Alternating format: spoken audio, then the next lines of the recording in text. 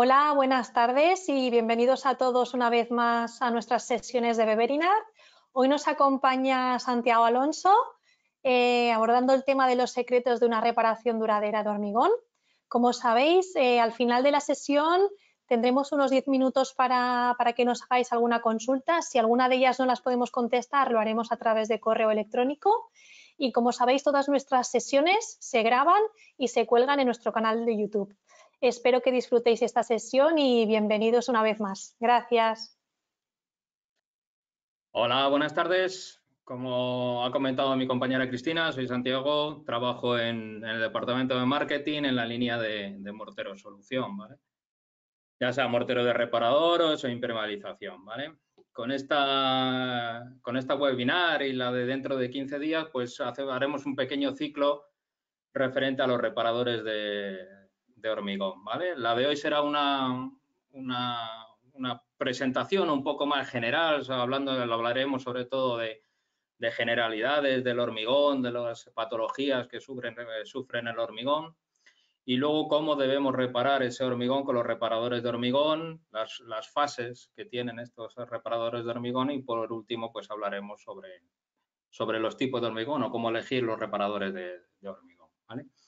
Como os ha dicho Cristina, a lo largo podéis ir haciendo las preguntas si queréis a lo largo de la presentación, pero luego al final dejaremos un espacio para poder contestar el máximo de preguntas posibles, ¿vale?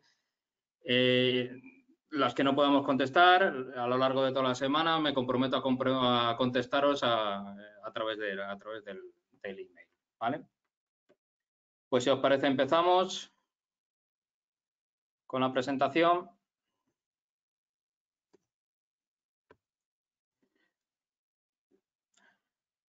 Perdonad un momento que no me pasan las slides.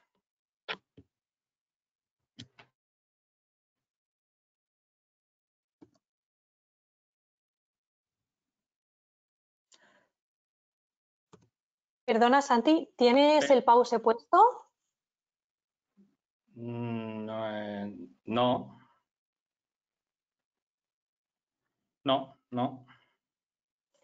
Dale al pause si quieres, luego le vuelves a dar al play y a ver si...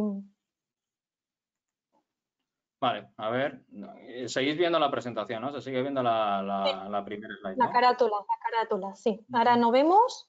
Ahora si quieres vuelve a compartir.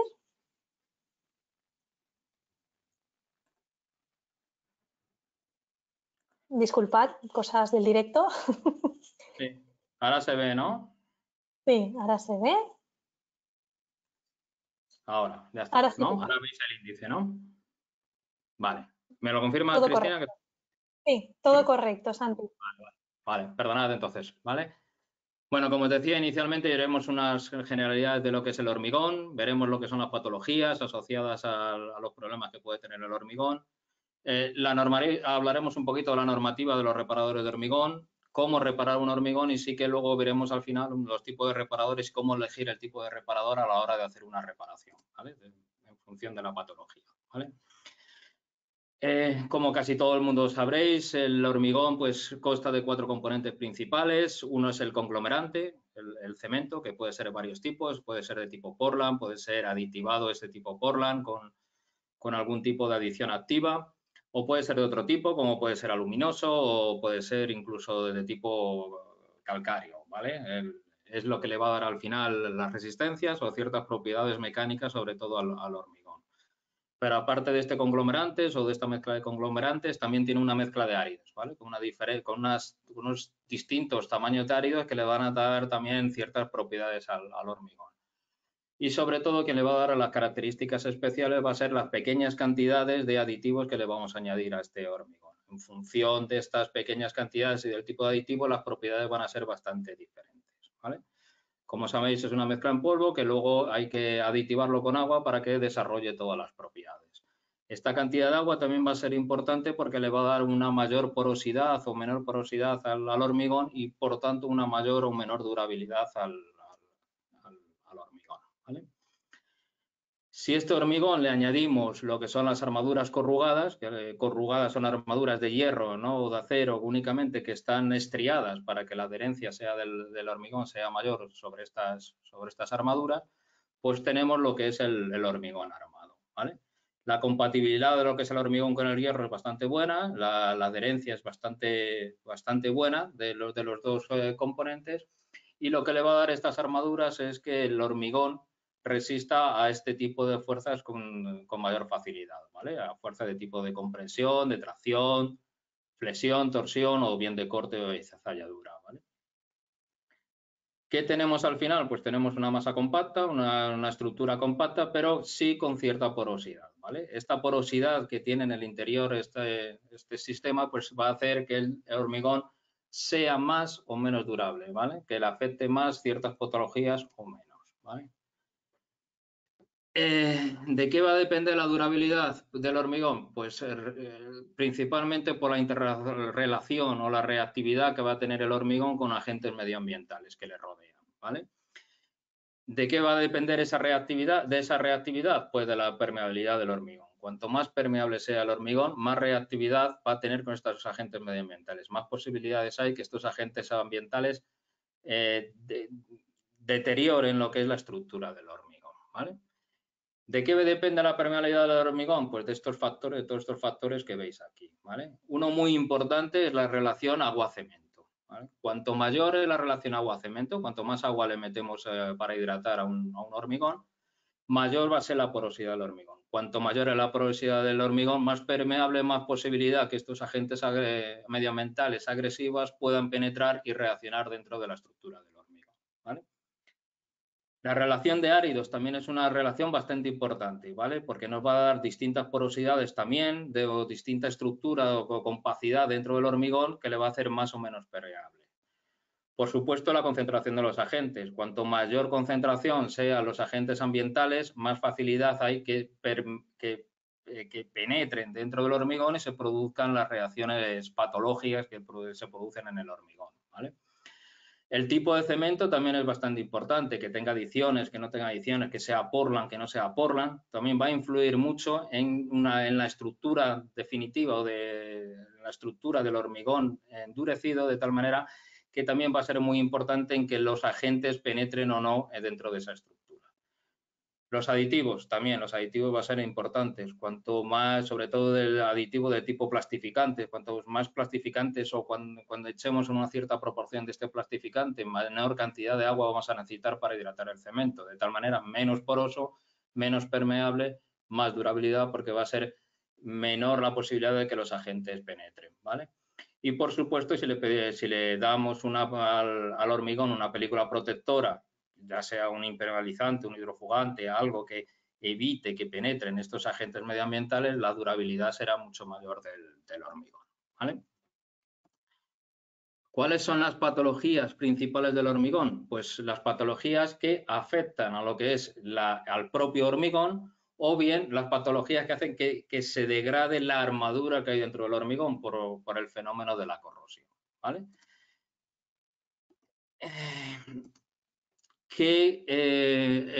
¿Cómo podemos catalogar o cómo podemos diferenciar las distintas patologías que ataquen a lo que es el hormigón? Pues en función del tipo de ataque que se le produzca a esta estructura del hormigón, ¿vale? O bien por medios mecánicos, puede ser un ataque mecánico, o bien por un impacto, una sobrecarga, un movimiento o un terremoto, un asentamiento que haga que se destruya, digamos, esta masa del hormigón, ¿vale? Bien por ataques químicos, que esto es bastante diferente, porque lo que se produce es que agentes entran dentro de la estructura del hormigón, reaccionan con los productos de hidratación del hormigón y se producen otros productos que acaban destruyendo lo que es la estructura del mismo, ¿vale? De dentro a fuera, o bien por fenómenos físicos, ¿vale? Ahí los veis, por procesos también que pueden producirse en el hormigón que son físicos, bien el hielo deshielo, el estrés térmico, la erosión o la retracción, ¿vale? Estos son efectos que atacan o patologías que atacan a la estructura del hormigón, pero como os he dicho, también puede haber una degradación porque se produzca un deterioro de la armadura por corrosión, ¿vale? Los dos fenómenos asociados a la corrosión de las armaduras son un proceso de carbonatación, donde se produce un efecto de carbonatación, o por un ataque de cloruros, ¿vale? Vamos a ver ligeramente cada uno de estos efectos, tanto físicos, químicos, como de la corrosión, ¿vale? Si veis ahí, uno de los fenómenos que se pueden producir químicos es la patología árido-álcali, ¿vale? La reacción árido-álcali, y esto es simplemente que los áridos que utilizamos de composición al componer el hormigón no son totalmente inertes, sino que tienen ciertas contaminación reactivas, ¿vale? Ese tipo que suelen ser arcillas, lo que suelen tener, reaccionan con los álcalis que tienen el cemento en presencia de agua y forman una molécula grande, un aluminosilicato muy grande, ¿no? De estructura muy grande, que una vez endurecido el hormigón produce ciertas tensiones y acaba reventando el hormigón, como veis aquí en la fotografía de abajo, ¿vale? Solución, áridos siempre de sílice e inertes, totalmente inertes, ¿vale? Aquí en España generalmente son áridos de río lo que se utilizan, están bastante lavados y no suelen tener este tipo de contaminación arcillosa, ¿vale? De tal manera que es difícil encontrar este tipo de patología, ¿vale?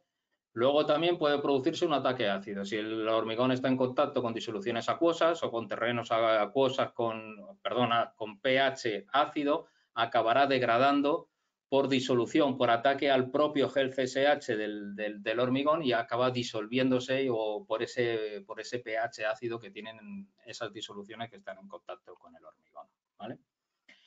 Y dentro de los ataques químicos más común y que más se puede dar es el famoso ataque por sulfatos, ¿vale? Esto es debido a que ciertos cementos tienen esta fase de aquí, que es el aluminato, un aluminato tricálcico, ¿vale? Que cuando está endurecido el hormigón, si reacciona con agentes ambientales que tengan sulfatos, se forma esta molécula tan grande que veis aquí, estos cristales aquí, que hace que se produzca en el interior del hormigón ciertas tensiones que acaba reventando lo que es el hormigón, porque el tamaño es muchísimo superior de los productos que había antes, ¿vale? Este tipo de reacción se produce en ambientes donde la concentración de sulfatos es muy grande, ¿vale? En ambientes industriales o en ambientes marinos, ya que muchas de las sales del agua del mar son sulfáticas, ¿vale? Y en aguas residuales porque tienen también bastante concentración de sulfatos, este tipo de aguas, ¿vale? Pero siempre recordar que tiene que haber esta fase, el aluminato tricálcico, para que se produzca esta reacción de ataque por sulfatos, ¿vale? Una vez visto los ataques químicos, ahora nos vamos ligeramente a esbozar lo que son los ataques físicos. La acción a hielo-deshielo es bastante conocida, el agua penetra, se congela, aumenta el tamaño, de tal manera que se producen ciertas tensiones, ¿vale? Si esto se produce una vez no pasa absolutamente nada, pero si se produce ciclos continuos, acaba pues produciendo tantas tensiones que acaba degradando y partiendo superficialmente lo que es el hormigón, ¿vale? Y otro fenómeno físico que puede deteriorar el hormigón es la retracción hidráulica, ¿vale? Esto es una pérdida de agua que se produce una contracción del sistema debido a esa pérdida de agua en el sistema poroso, de tal manera que se producen ciertas tensiones en el sistema poroso y acaba fisurando los hormigones, como veis aquí, en forma de tela de araña, ¿vale? Como es un proceso debido a la evaporación del agua, ¿vale? Sobre todo cuando se produce de forma brusca, pues está favorecido, digamos, este producto de fisuraciones cuando las temperaturas son muy altas o cuando la humedad relativa es muy baja, ¿vale? Y para lo cual, para evitar este tipo de fenómenos físicos, lo que se recomienda siempre es regar en las primeras edades, sobre todo de hidratación del hormigón, para que no se produzca esa evaporación repentina del agua, ¿vale? Ataques químicos, ya hemos visto los ataques físicos, ¿vale? Vámonos ahora a lo que es el fenómeno de corrosión de las armaduras, ¿vale? Otra patología, la más común de las patologías que sufren los hormigones, ¿vale? ¿Qué es la corrosión únicamente? Es la oxidación de la barra de hierro, ¿vale? El oxígeno en presencia de agua llega a la altura de la barra y reacciona con el hierro para producir un óxido de hierro, ¿vale? Este óxido de hierro tiene mayor tamaño que lo que es la barra de hierro, de tal manera que produce tensiones y acaba produciendo la fisuración y la rotura del hormigón, ¿vale? Para que se produzca esta oxidación, tanto el agua como el oxígeno tienen que llegar a la barra, ¿vale? También los cloruros son otro agente que produce la corrosión de la armadura, ¿vale? Y el dióxido de carbono no es un agente que se produzca o que participe en la reacción, pero sí es un catalizador que provoca que estos agentes oxiden con más facilidad la armadura, ¿vale? Y siempre lo que es el fenómeno de la corrosión es un proceso exponencial. Una vez que empieza, no para, ¿vale? ¿Por qué? Porque una vez que se producen las primeras fisuras o roturas del hormigón, debido a esta corrosión, es a estos agentes, al agua, al oxígeno y a los cloruros, es más fácil penetrar ahora que se ha roto el hormigón y el proceso, y le resulta más fácil lo que es oxidar la armadura. De tal manera que cuando empieza no para y además se reproduce de una manera exponencial, ¿vale? Hablábamos que había dos fenómenos por los que se producía la corrosión. Uno era por el fenómeno de la carbonatación y otro era por el ataque de cloruros. ¿Por qué la carbonatación produce la corrosión de las armaduras? Pues mirar, esta es la reacción muy simple, la reacción de hidratación de un cemento Portland. Se le suma el cemento más agua, el famoso CalCSH y el hidróxido cálcico o portlandita, ¿vale? En este estado, si no hubiera ninguna variación en este proceso, aquí el pH que suele tener el hormigón es aproximadamente superior a 12. De tal manera que siendo superior a 12, en ningún caso las armaduras pueden producirse el fenómeno de la corrosión. Están inhibidas porque esa reserva alcalina, ese pH 12, hace que no se produzca la reacción de oxidación, ¿vale? Pero ¿qué le ocurre al cemento Portland con este producto de hidratación que es el hidróxido cálcico? Pues que en combinación con el CO2 se produce la carbonatación, la formación de carbonatos, ¿vale? Esta deformación de carbonatos hace que se pierda esa reserva alcalina, que la producía este componente de aquí, de tal manera que el pH baja por debajo de 9.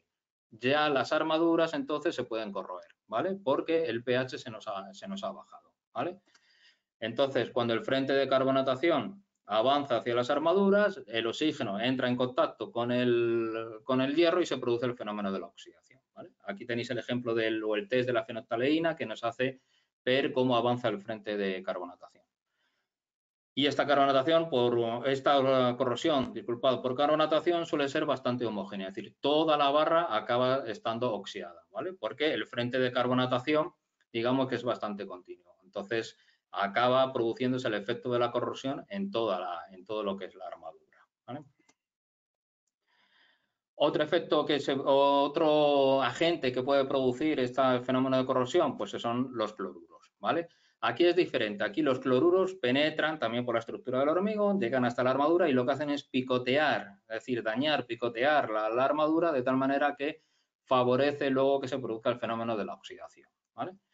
Los iones cloruros tienen un mayor poder de difusión de tal manera que es más fácil la penetración o más rápida la penetración a través de la estructura del hormigón, ¿vale? Y al contrario de lo que se producía con el efecto de la carbonatación, no son corrosiones homogéneas, sino que salen en distintos puntos el fenómeno de la oxidación, ¿vale? En el punto justo donde el cloruro ataca a la armadura, ¿vale? Bueno, pues vistas ya las patologías del hormigón por ataques físicos, químicos y por corrosión de las armaduras, ¿quién nos dice cómo tenemos ahora que reparar ese hormigón dañado? Pues, ¿quién nos dice cómo tenemos que repararlo? En la normativa, la 1504, ¿vale? Es una normativa bastante extensa, bastante grande, que consta prácticamente de 10 subnormas, ¿no? Dentro de una norma general, ¿vale? Está dividida en 10 partes, ¿vale? La primera de ellas ya nos habla únicamente de las definiciones, la octava y la décima solo los controles de calidad que se tiene que aplicar tanto el fabricante como en obra, ¿vale? Y la 9 sí que nos habla ya de unos principios generales, de unas líneas a seguir, ¿vale? Nos habla de que en cualquier patología, en cualquier degradación del hormigón hay que hacer un estudio, una evaluación y a partir de eso, a partir de esa evaluación, elegir el tipo de mortero o el tipo de producto que se aplica para solucionar esa patología, ¿vale? Y luego, sí, desde la 2 hasta la 7 nos indican las características o lo que tiene, las condiciones técnicas que tienen que tener cada uno de los productos que queremos utilizar para lo que queramos utilizar, ¿vale? Bien, para si queremos un mortero de reparación de hormigón, por lo que tiene que cumplir el mortero de reparación, pero si queremos uno que sea para protección de armaduras, pues, o para la inhibición de las armaduras, pues tenemos que seguir la normativa que nos indica la 1504.7, ¿vale? O si lo queremos utilizar como anclaje de armaduras, pues la 6, ¿vale? A nosotros la que menos nos interesa, en la que vamos a centrarnos un poco nada más, es en la 1504/3, que es la que nos indica que tiene que cumplir un mortero para ser un mortero de reparación de hormigón, ¿vale? ¿Y cómo los divide la 1504-3? Pues en dos tipos, ¿vale? Reparadores estructurales y reparadores no estructurales, ¿vale? en función del tipo de reparación que vayamos a hacer. Si es una reparación estructural, tendremos que utilizar los estructurales. Y si es una reparación estética, con uno no estructural nos es suficiente, ¿vale? Por supuesto, las condiciones técnicas que se le exige a un estructural son muchísimo más grandes que las que se le exige a un reparador estético o no estructural, ¿vale? Dentro de los estructurales los dividen en dos tipos, R4 y R3, también en función de las condiciones o de las exigencias técnicas que se le piden a cada uno de ellos, ¿vale? Un R4 tiene mayores exigencias técnicas que lo que tiene un R3. Y igualmente los no estructurales lo dividen en R2 y en R1 por el mismo motivo, ¿vale? Y ahí tenéis las exigencias que tiene que cumplir cada uno de estos morteros, los R4, los R3, los R2 o los R1, ¿vale? Principalmente hablamos siempre de la característica de la resistencia a la compresión a 28 días, ¿vale? Identificamos un R4 aquellos que tienen por encima de 45 megapascales, por ejemplo, o un R3 por encima de 25, ¿vale? Pero no solo se le exige resistencia a la compresión, sino que se le exigen toda esta serie de características, ¿vale? Una buena adhesión, unas resistencias a la carbonatación, unos contenido en iones cloruros muy bajo para que no se produzca el ataque a las armaduras, o incluso unos módulos de elasticidad alto, que también es importante la característica esta del módulo de elasticidad, ¿vale? Visto con quién nos dice qué es lo que tiene que cumplir cada uno de los morteros que utilicemos para reparar una obra de hormigón, vamos a ver ahora cómo elegimos los morteros de reparación o cómo podemos elegir un mortero de reparación cuando tenemos una patología, ¿vale? Lo podemos dividir en dos tipos, podemos elegir en función del grado de intervención en el hormigón defectuoso, ya sea un grado de intervención bajo, es decir, una reparación estética, o ya sea una reparación estructural, o incluso un aumento de sección o aumento del volumen del hormigón que queremos reparar, ¿vale? O también lo podemos dividir o podemos elegir los morteros en función de las características que queremos de esos morteros, ya sea en función de sus propiedades mecánicas, de su puesta en servicio, de su resistencia a agentes externos, etcétera, ¿vale? Luego lo veremos así generalmente o de manera genérica, veremos cada uno de ellos, ¿vale? Si nos centramos según el tipo de reparación, si hacemos una reparación estética, ¿vale? Ya la misma norma nos dice que con un R2 sería suficiente, ¿vale? No se le exigen a este tipo de reparadores unas condiciones, unas propiedades técnicas muy grandes. Lo que sí nos interesa en estos productos principalmente es la trabajabilidad y el acabado, es decir, que se trabaje muy bien, que el acabado sea muy fino, ya que la reparación suele ser bastante superficial, ¿vale? No suele superar lo que son los 5 milímetros aproximadamente de grosor en cada una de estas aplicaciones, ¿vale? Tener en cuenta que estos son reparaciones estéticas, pues eso, para una arista que se me haya desconchado o algún tipo de erosión, alguna cosa o algún nido de grava, es para regularizar todos estos. Vuelvo a decir que es una reparación estética, ¿vale?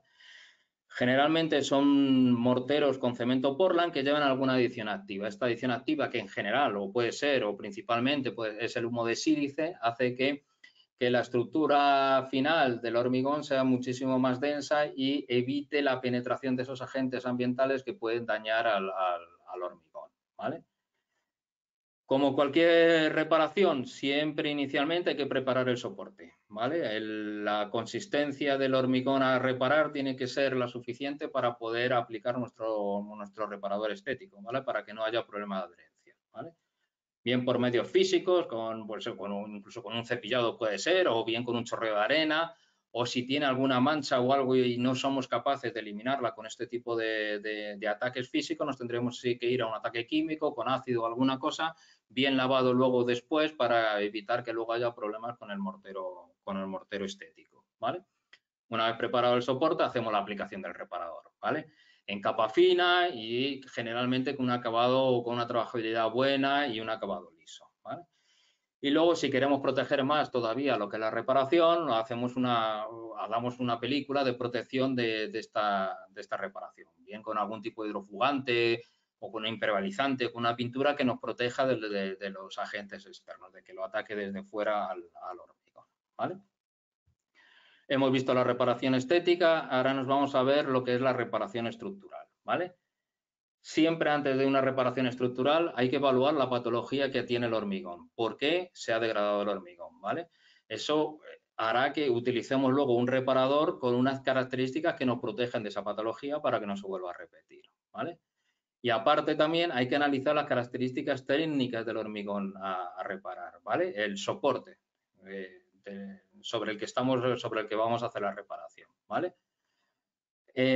Una vez evaluado la patología y el soporte, sí que hacemos ya la elección del mortero reparador, ¿vale? ¿Por qué es importante estas dos evaluaciones? Porque, sobre todo, el mortero reparador tiene que tener una compatibilidad lo mayor posible con el hormigón a reparar, ¿vale? Para que no se produzcan distintos comportamientos en cada uno de ellos que puede producir tensiones y fisuras, ¿vale? Entonces, nos interesa generalmente siempre trabajar con reparadores de hormigón de baja retracción y con coeficientes de elasticidad muy semejantes al hormigón que estamos reparando, precisamente por lo que os comentaba eso, porque si uno tiene mayor elasticidad que otro, a lo mejor uno se puede mover, el otro mucho más rígido, pueden producirse tipo de tensiones y fisuras que pueden degradar, digamos, la reparación. Y, por supuesto, también tiene que haber compatibilidad de adherencias, ¿vale?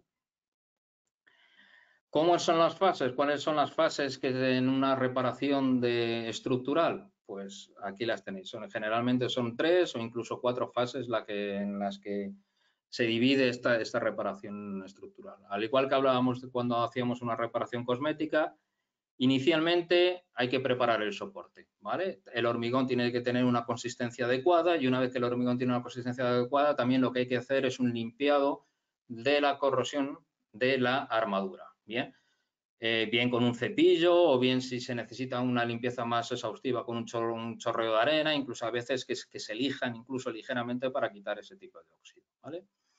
Siempre que podamos limpiar la totalidad de la varilla, muchísimo mejor, ¿vale? Que quede al descubierto y poderla limpiar para que luego la adherencia del mortero reparador sea buena sobre la varilla, ¿vale?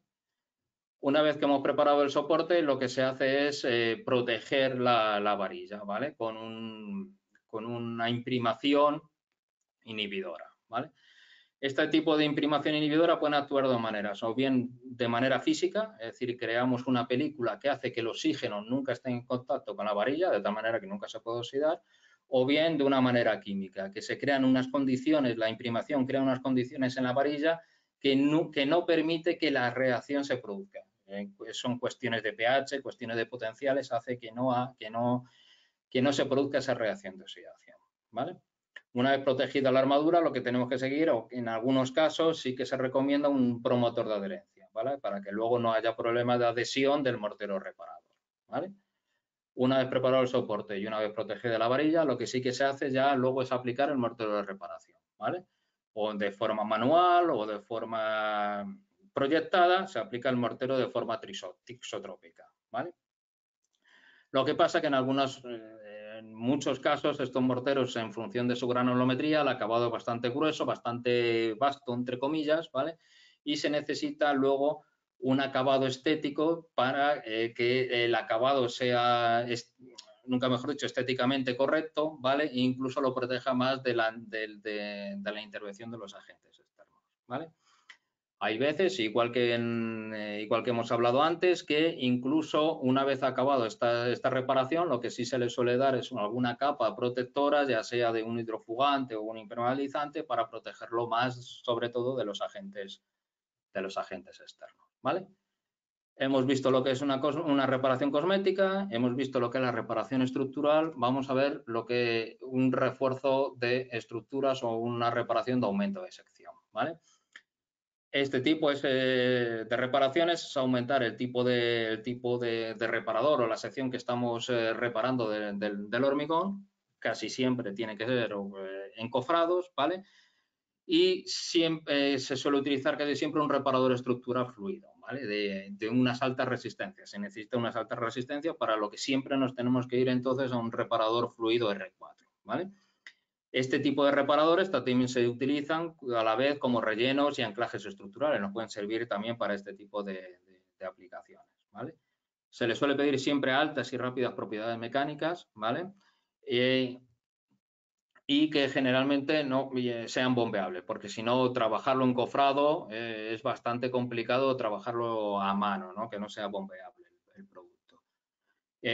Suelen ser morteros con una alta concentración, una alta cantidad de cemento, de tal manera que su estructura es bastante densa, ¿vale?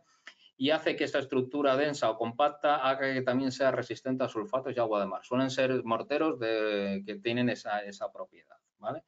Tienen una baja retracción, ¿vale? Y sobre todo tienen una granulometría gruesa. Esta granulometría gruesa nos permite trabajar en grosores importantes, ¿vale? En el mercado se trabaja en este tipo de producto desde 5 hasta 30 centímetros de una sola pieza, ¿vale? Trabajar a grosores superiores nos implicaría tener problemas de desclasificación en el producto y que se pierdan sobre todo lo que son las propiedades mecánicas de este tipo de producto, ¿vale?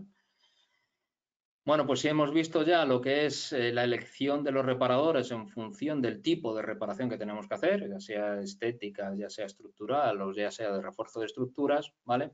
Ahora vamos a ver qué tipo de mortero de reparación podemos elegir o cuál tenemos que elegir o cómo elegirlos en función de las necesidades de la intervención, ¿vale?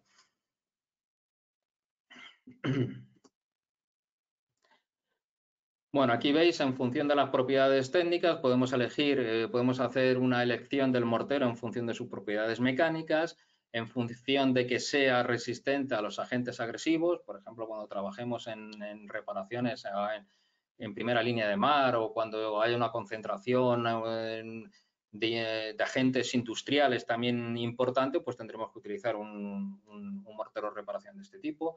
También podemos solicitar al reparador de hormigón que tenga la propiedad de pasivación de las armaduras, los famosos ahora reparadores de hormigón multifuncionales, ¿vale? O también se le puede exigir que tengan una puesta en servicio rápida, de tal manera que nos interesa trabajar con un tipo de reparadores de fraguado rápido o express, ¿vale?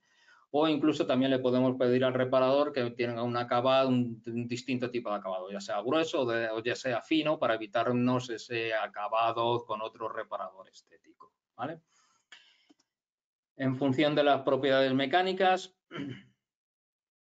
ya la norma nos indica el tipo de reparador que tenemos que utilizar en función de las necesidades que tengamos desde un punto de vista de propiedades mecánicas. O bien un R4 si necesitamos un reparador por encima de 45 megapascales, o nos tendríamos que ir o nos conformaríamos con un R3 si solo necesitamos un mortero de reparación que sea por encima de los 25 megapascales, ¿vale? Pero la norma no solo nos habla de las propiedades mecánicas, sino también de los modos de elasticidad, ¿vale? Os vuelvo a comentar que es importante que tengan un modo de elasticidad semejante al hormigón a reparar, ¿vale? Para que no haya diferencia de movimiento ni tensiones, ¿vale?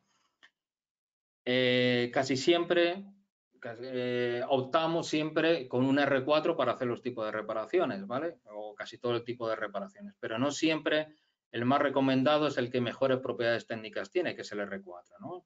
A veces es más recomendable un R3 con un R4 en condiciones donde el hormigón al que estamos reparando no tiene unas propiedades técnicas muy grandes. A lo mejor hay hormigones que tenemos que reparar donde el módulo de elasticidad es bastante bajo o no superan los 30 megapascales, y entonces es más recomendable casi un R3 que un R4, porque ya os digo que siempre el reparador tiene que ser lo más semejante al hormigón a reparar, ¿vale? En edificios viejos suele ocurrir bastante esta cuestión, ¿vale? ¿Cómo conseguimos estas propiedades de R4, estas propiedades mecánicas, estas resistencias mecánicas? Pues principalmente con una correcta combinación tanto del cemento, no ya solo del tanto por ciento de cemento, sino del tipo de cemento, ¿vale? Compaginar los áridos de tamaños adecuados también nos hacen que aumenten las resistencias de los hormigones o de los reparadores de hormigón, perdón. Y los aditivos, ¿vale? Si echamos aditivos, volvemos a decir lo mismo que antes, si utilizamos plastificantes, hacemos que el agua sea menor, que necesite el mortero reparador, de tal manera que hacemos una estructura menos porosa, más compacta, con mayores resistencias mecánicas. Cuidado también a lo que es la retracción, ¿vale? Porque el aumentar la cantidad de cemento o el porcentaje de cemento nos lleva también a que la retracción aumente, ¿vale? Y eso no nos interesa porque acabaría fisurando el hormigón. De tal manera que siempre hay que compaginar el aumento de resistencias, pero sin el aumento de esas retracciones, ¿vale? Del mortero. Si queremos estas propiedades mecánicas a edades tempranas, o sea, que sean rápidas o que se adquieran rápidamente esas propiedades mecánicas, ya no es tan recomendable un cemento Portland, sino que tenemos que ir a un cemento de tipo, una mezcla de cementos, ¿vale? De aportes bien de aluminio, de sulfatos, de calcios, ¿vale? De tal manera que es una mezcla de distintos cementos que nos hacen que un sistema ternario que nos hace que el fraguado sea bastante más rápido, ¿vale? En estos sistemas ternarios, ya os digo, donde se aporta aluminio, donde se aporta calcio, donde se aporta sulfatos, ¿vale? Las retracciones, las reacciones además suelen ser de tipo expansivo, ¿vale? De tal manera, inicialmente expansiva, de tal manera que contrarrestan esa posible retracción que puede tener la reacción, ¿no? Y por tanto son productos donde la retracción está muy controlada, no tienen apenas retracción este tipo de productos, ¿vale? Lo que la fisuración se disminuye o la posibilidad de fisuración se disminuye, ¿vale? Si necesitamos reparador de hormigón con resistencia a agentes externos, en función del tipo de agentes externos que queremos actuar, sobre el que queremos contrarrestar, pues ahí veis. Si es sulfatos, ¿vale? Que generalmente suelen ser donde la concentración de sulfatos, se suelen utilizar ese tipo de reparador donde la concentración de sulfatos es alta, ya sea en áreas industriales, marinas o en aguas residuales, ¿vale? Siempre tenemos que elegir, para que sea resistente al sulfato, un cemento que no tenga esta composición, esta fase de aquí, el aluminato tricálcico. Como os decía antes, esto reacciona con los sulfatos, forma la molécula esta tan grande que produce esas tensiones, ¿vale? De tal manera que nos tenemos que alejar a cementos que tengan esta fase, si queremos morteros resistentes a sulfato. Generalmente el cemento Portland tiene esta fase, pero si esta fase la sustituye por una fase ferrítica, tenemos los famosos morteros Portland SR, los resistentes a sulfatos, ¿vale? Esa fase ferrítica tiene color, lo que hace que siempre tengamos morteros resistentes a sulfato, cementos Portland, perdonad, resistentes a sulfato grises, pero nunca los tendremos blancos, porque ya esa fase que sustituye al C3A, la ferrítica, tiene color, de tal manera que nunca podremos obtener un cemento resistente a sulfato blanco.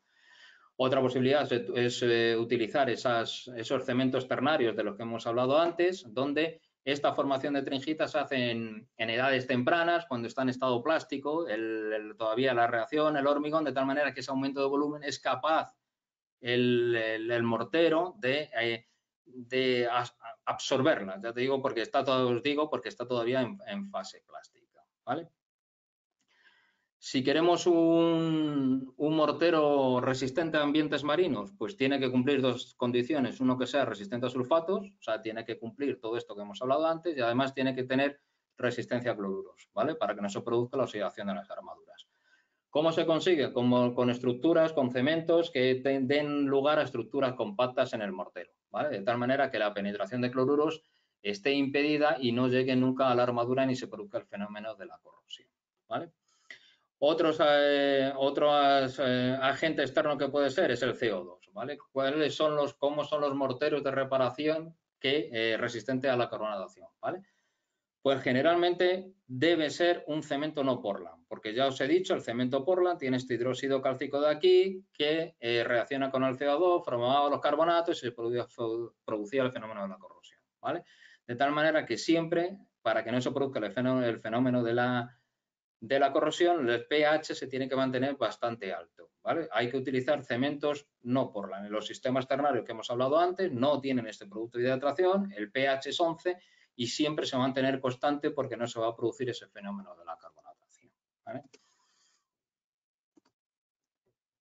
Luego, pues si queremos morteros de reparación que cada vez inhiban la armadura, pues los hay, ¿vale? Son los multifuncionales que llamábamos antes, de los que hablaremos detenidamente en la webinar de dentro de 15 días. Nos centraremos principalmente en las características y en las ventajas que tienen estos morteros multifuncionales, ¿vale?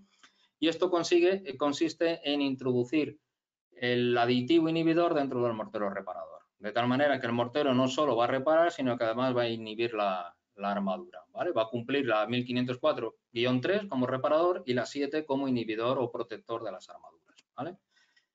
Aquí tenéis el efecto que hacen este tipo de aditivos. Aquí lo veis aditivado el agua con este producto, de tal manera que no se produce la corrosión de la armadura. Aquí no está aditivado y veis cómo se produce el fenómeno de la corrosión de la armadura.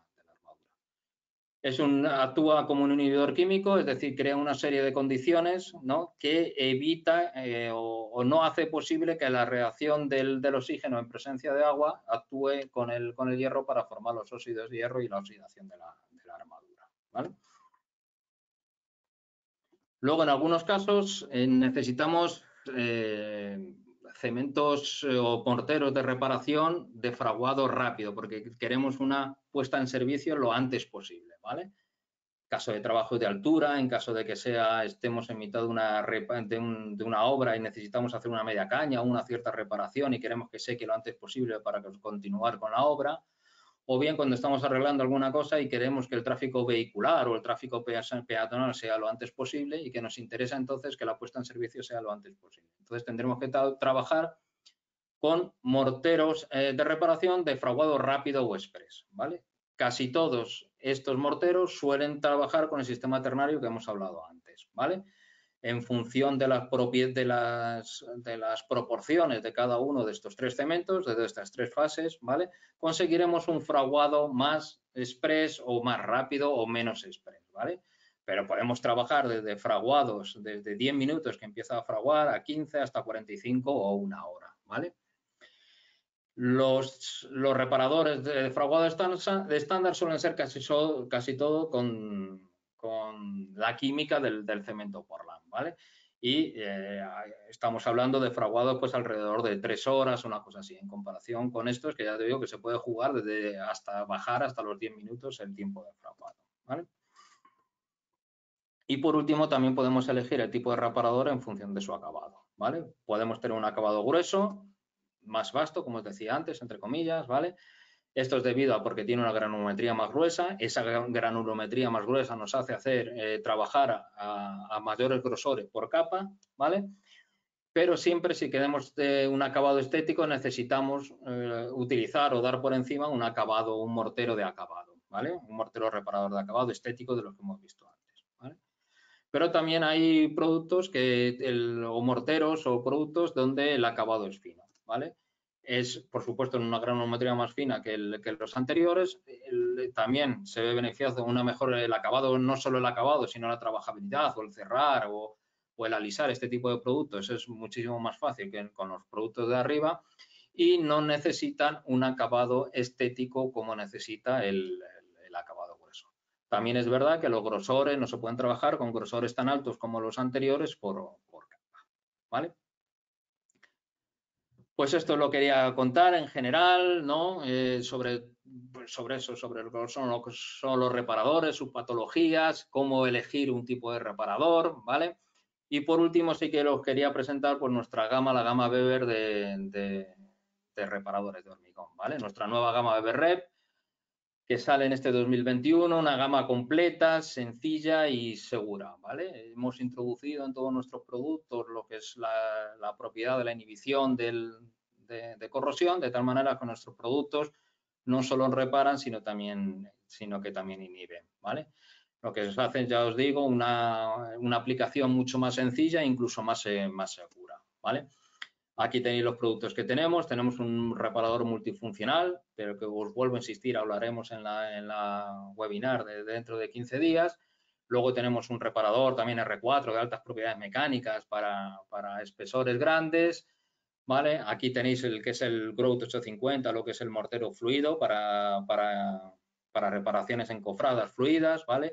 Aquí tenéis el producto que hablábamos antes de fraguado extra rápido, de puesta en servicio muy rápido, que es el Ormitec Express, un mortero que en 15 minutos empieza a fraguar y a las 2 horas se puede pintar ya lo que es el hormigón.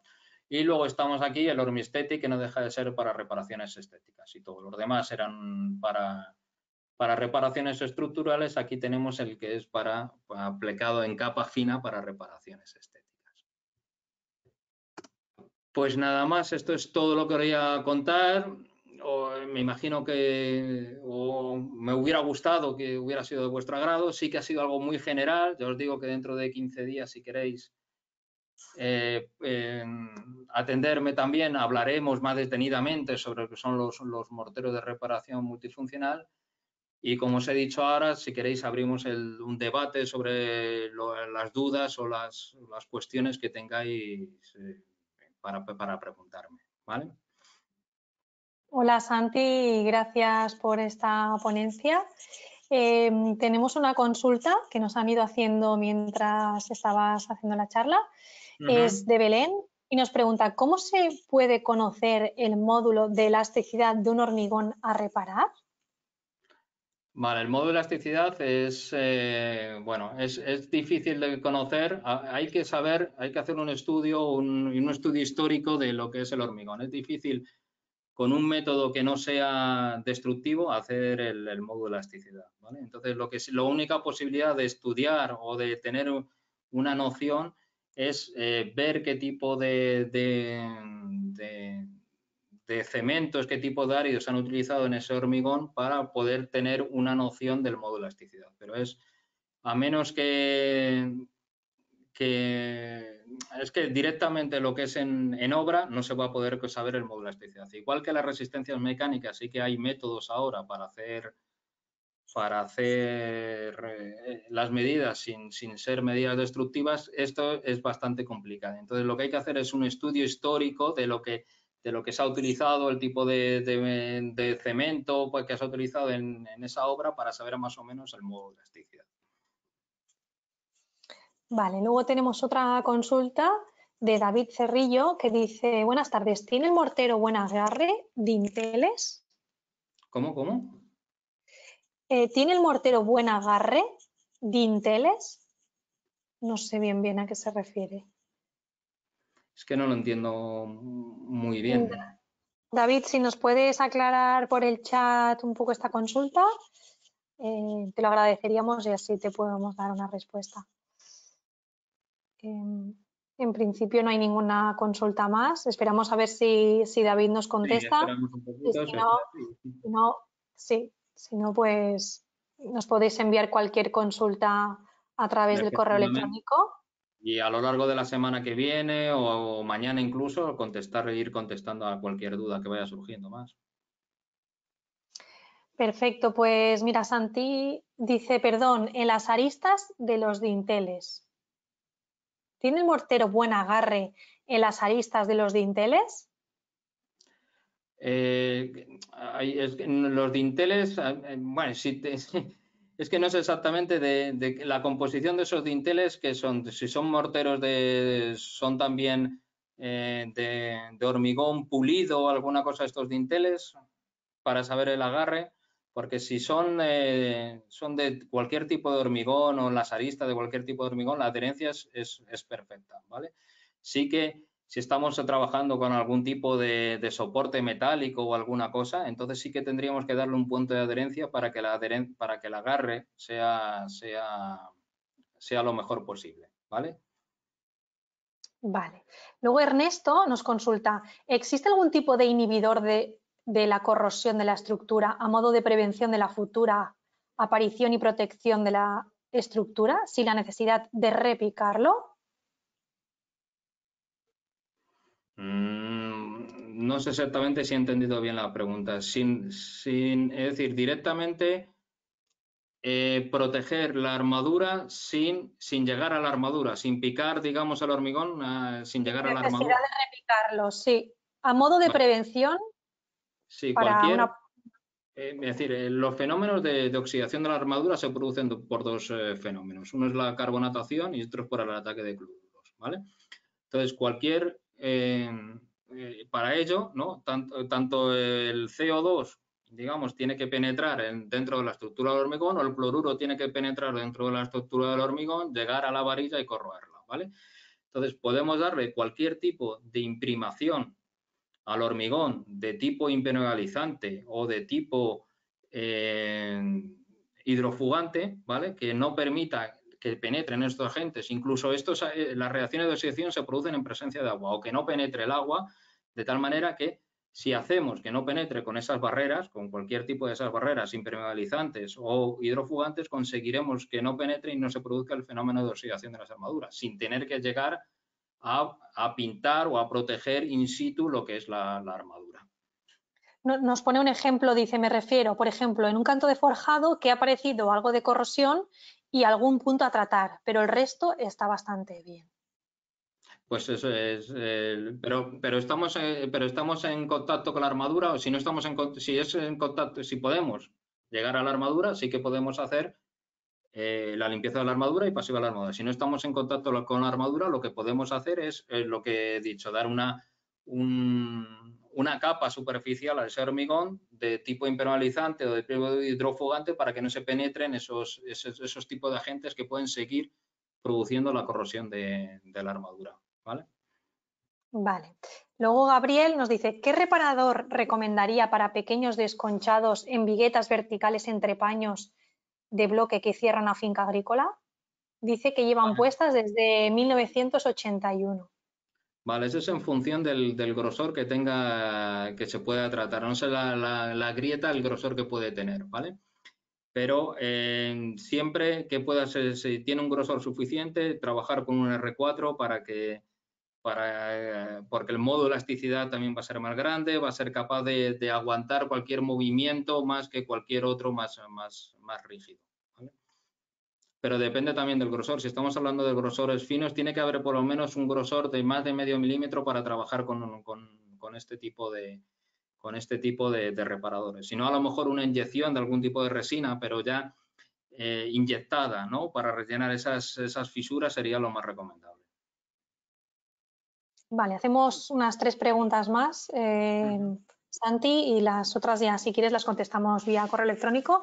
Jaime Sansón nos dice, para edificios, creo que pone edificios con hormigones antiguos en costas de resistencia 150, ¿recomiendan un R3? De 150 kilos, me imagino que se refiere, ¿no? Que de 15 megapascales. Sí, imagino que sí. No lo ha indicado, pero yo creo que sí. Sí, lo mejor es trabajar con un R3. Es decir, siempre intentamos, como os he dicho, lo mejor es trabajar con unas propiedades semejantes, ¿vale? Entonces, si las resistencias son pocas, escasas, como no son 15 megapascales, es mejor trabajar siempre con un mortero estructural, pero de resistencia baja. Entonces, nos tendríamos que ir a lo que es un R3, efectivamente. Y siempre resistente a los sulfatos, porque si estamos, y aguas de mar, es decir, ambientes marinos, porque si estamos hablando de que están expuestos a esas posibles concentraciones de cloruros o de sulfatos que puede tener el agua de mar, pues hay que protegerlos frente a esos agentes agresivos que pueden oxidar las armaduras. Vale. Luego Juan Mejuto dice, ¿hay que aplicar un puente de adherencia entre el mortero a reparar y el de reparación? No siempre es recomendable, es decir, bueno, siempre es recomendable, lo que pasa es que no siempre es necesario, ¿vale?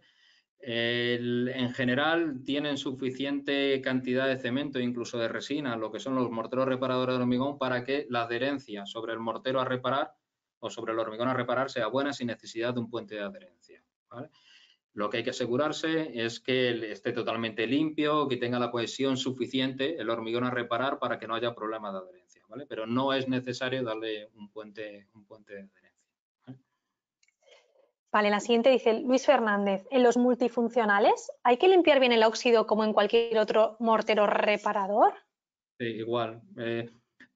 Principalmente por dos cosas, para que la adherencia sea la adecuada y por otro para que la armadura trabaje. Es decir, si está llena de óxido, la armadura acabará no trabajando si penetra el óxido, ¿vale? De tal manera que lo que tenemos que hacer es limpiarlo bien y darle luego pues el mortero reparador multifuncional que nos va a hacer también de inhibidor de armadura. Pero siempre hay que limpiar para que la adherencia sobre todo sea buena de este mortero reparador. Y ya la última, de Pablo Páez, dice, ¿los coeficientes de dilatación térmico del mortero de reparación y de la estructura a reparar influyen en la durabilidad en el caso de estructuras expuestas a altas temperaturas o no tienen nada que ver? A ver, los coeficientes de dilatación, ¿vale? Hacen que que los productos se dilaten y se contraigan más o menos, ¿vale? De tal manera que siempre que haya una diferencia de comportamientos entre el hormigón y el mortero a reparar, siempre va a influir, porque eso provocará tensiones que puedan llegar a distintos movimientos que van a provocar tensiones debido a esas distintas contracciones y retracciones que puede tener, de tal manera que sí que puede producirse, sobre todo en las interfaces, tensiones y fisuras y dar lugar a fisuras y incluso a grietas puede dar. Sí, sí que es importante.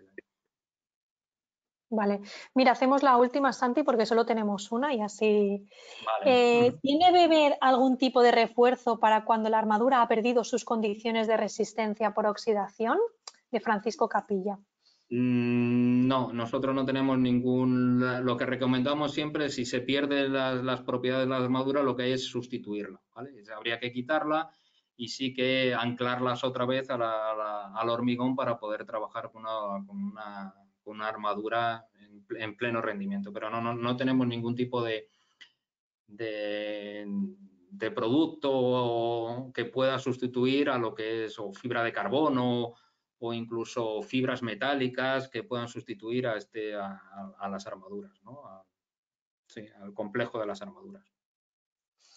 Perfecto, pues muchísimas gracias, Santi. Aquí acaba nuestra ronda de preguntas y os invitamos dentro de 15 días a asistir al nuevo Weberinar que también nos hará Santi. Así que muchas gracias una vez más y bienvenidos. Gracias. Venga, un saludo a todos. Gracias.